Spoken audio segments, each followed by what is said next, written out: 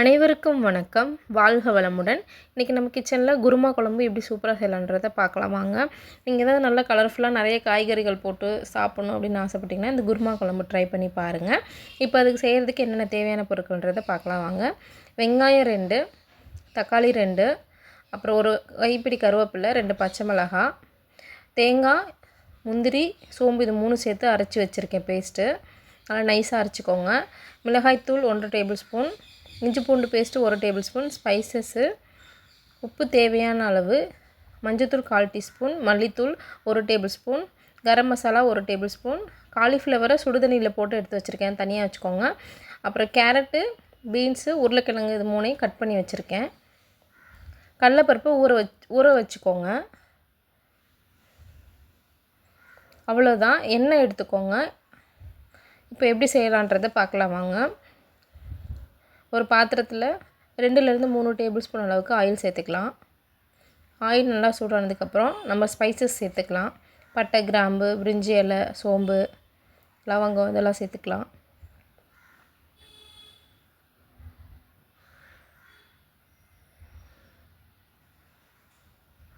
இதில் கட் பண்ணி வச்சுருக்க வெங்காயத்தை சேர்த்துக்கலாம்.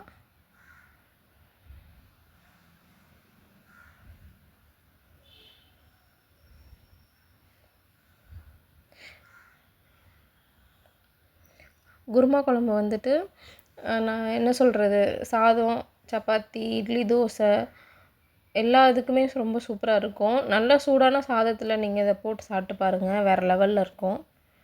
இப்போ வெங்காயத்தை நல்லா வதக்கி விடலாம்.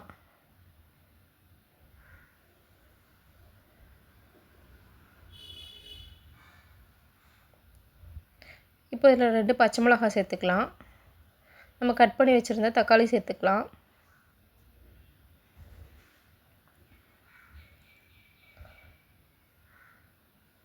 இப்போ இதை நல்லா மிக்ஸ் பண்ணி விடலாம். வெங்காயம், தக்காளி இது நல்லா வதங்கட்டும்.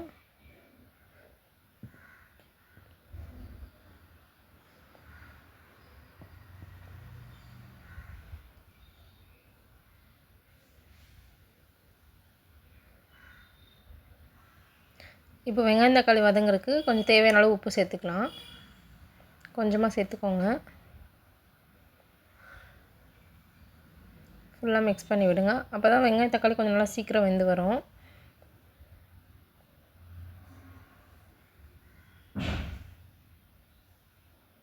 வெங்காயம், தக்காளி சூப்பராக வதங்கிடுச்சு. இதில் இஞ்சி பூண்டு பேஸ்ட்டு 1 டேபிள் ஸ்பூன் சேர்த்துக்கலாம். இதை நல்லா மிக்ஸ் பண்ணி விட்டுக்கலாம்.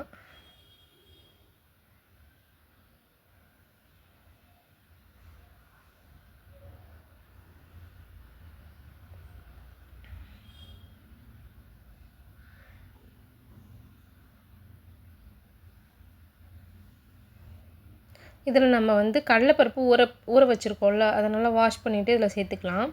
கடலைப்பருப்பு அதில் போட்டு நல்லா குக் பண்ணி சாப்பிடும்போது அது கடித்து சாப்பிட்றது அந்த குருமாவோட நல்லா சூப்பராக இருக்கும். ஒரு 1/4 மணி நேரம் ஊறினா போதும் கடலைப்பருப்பு. ஃபஸ்ட்டு கடலைப்பருப்பு சேர்த்துக்கோங்க.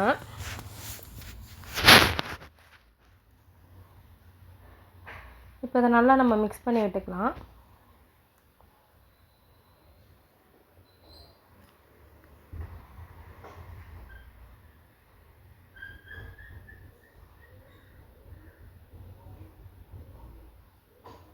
இப்போ இதில் வந்துட்டு நம்ம கட் பண்ணி வச்சுருக்க வெஜிடபிள்ஸை சேர்த்துக்கலாம்.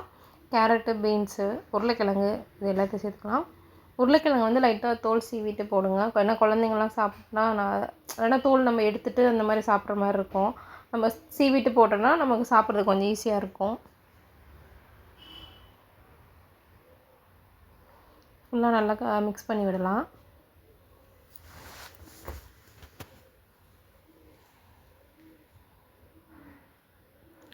காலிஃப்ளவர் வந்து கொஞ்சம் கடைசியாகவே சேர்த்துக்கலாம். ஏன்னா அதை நம்ம சுடுதண்ணியில் போட்டு தான் வச்சுருக்கோம், ஈஸியாக அது குக் ஆகிடும். ஃபஸ்ட்டு இதை கொஞ்சம் நல்லா வேக வச்சுக்கலாம்.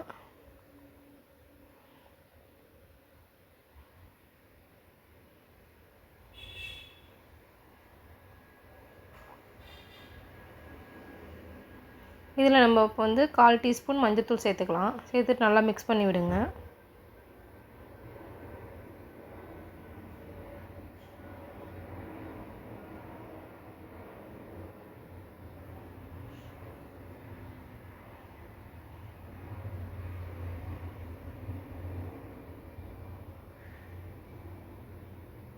பார்க்குறதுக்கே எவ்வளோ கலர்ஃபுல்லாக இருக்குது பாருங்கள். இவ்வளோ காய்கறிகள்லாம் போட்டு செய்கிறது எவ்வளோ சூப்பராக இருக்குன்னு பாருங்கள். இப்போ இது நம்ம காய் வேகிற அளவுக்கு தண்ணி ஊற்றிக்கலாம்.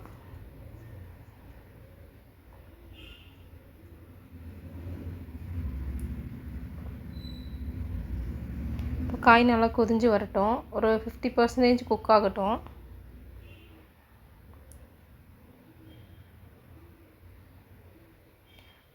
இப்போ நல்லா குக் ஆகிடுச்சு. இப்போ இதில் நம்ம காலிஃப்ளவர் சேர்த்துக்கலாம். இப்போ இதை நல்லா மிக்ஸ் பண்ணி விட்டுக்கலாம். காலிஃப்ளவர் வந்து நீங்கள் சுடுதண்ணியில் போட்டு ரொம்ப நேரம் வேக வைக்கணும்லாம் கிடையாது.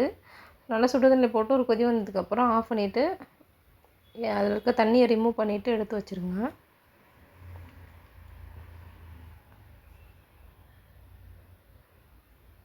இது ஒரு நிமிஷம் நல்லா குக் ஆகட்டும்.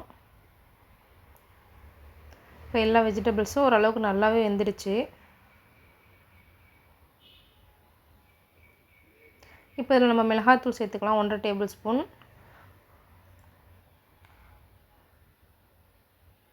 1 டேபிள் ஸ்பூன் தனியாத்தூள் சேர்த்துக்கலாம்.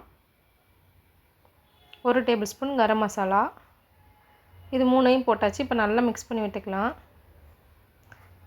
நீங்கள் காலிஃப்ளவர் ஃபஸ்ட்டே போட்டிங்கன்னா அது வந்து இருக்கிற இடமே தெரியாது, ஃபுல்லாக கரைஞ்சிடும். அதனால தான் நம்ம கடைசியாக அதை சேர்த்துக்கிறோம்.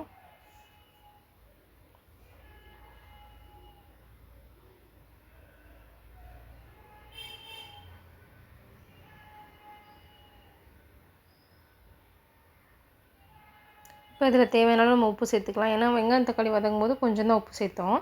அதனால் இதுக்கு தேவையான அளவு உப்பு சேர்த்துக்கலாம்.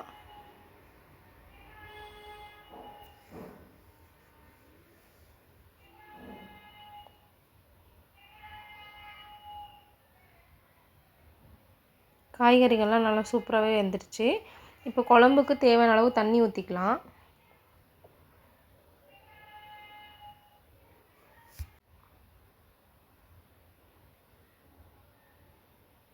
இப்போ இது நல்ல ஒரு கொதி வரட்டும்.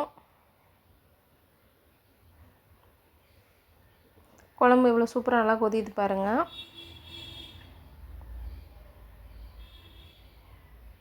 காய் எல்லாமே ஃபுல்லாக நல்லா வெந்து வந்துடுச்சு. இப்போ இதில் நம்ம அரைச்சி வச்சுருக்க அந்த தேங்காய் பேஸ்ட்டை சேர்த்துக்கலாம். தேங்காய், சோம்பு, முந்திரி இது 3 சேர்த்து அரைச்சிருக்கேன். நீங்கள் வேணும்னா கசகசா கூட கொஞ்சம் சேர்த்துக்கோங்க திக்னஸ்க்காக.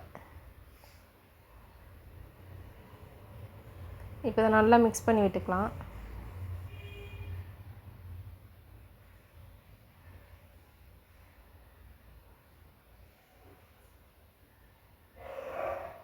எனக்கு இந்த அளவுக்கு குழம்பு இருந்தால் போதும். இப்போ கொதிஞ்சு இருந்துச்சுன்னா நல்லா கிரேவி கன்சிஸ்டன்சிக்கு வந்துடும். இப்போ நல்லா கொதிய விடலாம். சூப்பராக கொதிஞ்சு வருது பாருங்கள். அவ்வளோதான், குருமா குழம்பு சூப்பராக ரெடி ஆயிடுச்சு.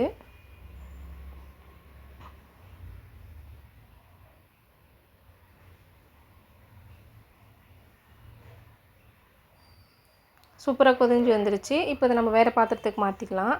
அவ்வளவுதான், சூப்பரான குருமா குழம்பு ரெடி ஆயிடுச்சு. இதில் கொஞ்சமாக கொத்தமல்லி தழை சேர்த்துட்டு நீங்கள் சர்வ் பண்ண ஆரம்பிச்சிடலாம்.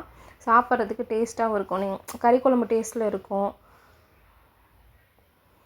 சாப்பாடு கூட சாப்பிட்லாம். இட்லி, தோசை, சப்பாத்தி இந்த மாதிரி எல்லாத்துக்கூடையுமே சாப்பிட்றதுக்கு நல்லாயிருக்கும். இந்த மாதிரி குருமா குழம்பு செஞ்சு பார்த்துட்டு எப்படி இருக்குன்றதை கமெண்ட் பண்ணுங்கள். Subscribe and follow my channel. Thank you.